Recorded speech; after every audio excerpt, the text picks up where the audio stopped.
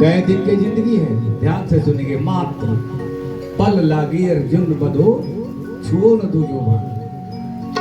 4 दिन की जिंदगी तमाशा हुआ देखो, 4 दिन की जिंदगी तमाशा हुआ देखो।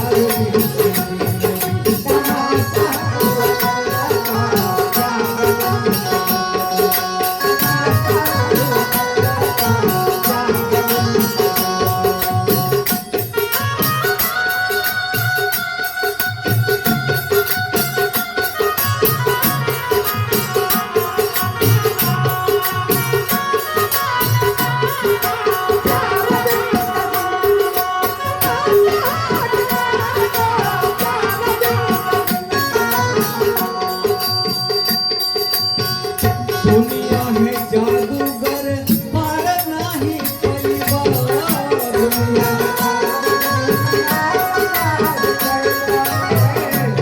भैया ये दुनिया के देखते रह जाए संसार में, चाहे राजा होके, महाराजा होके, पहलवान होके, ताकतवर हो, गुंडा होके या निर्धन गरीब, काल के उनके सबसे लगाए भैया समय में। दुनिया है जादूगर पर नहीं परिवार।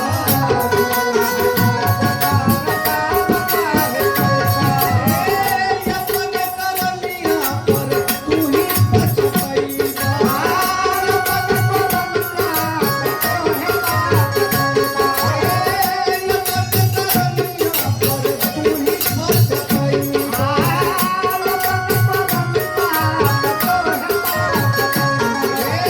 भैया बचपन बचपन सपनी के पास हो देखो, 4 दिन के तमाशा हो देखो, 4 दिन के तमाशा हो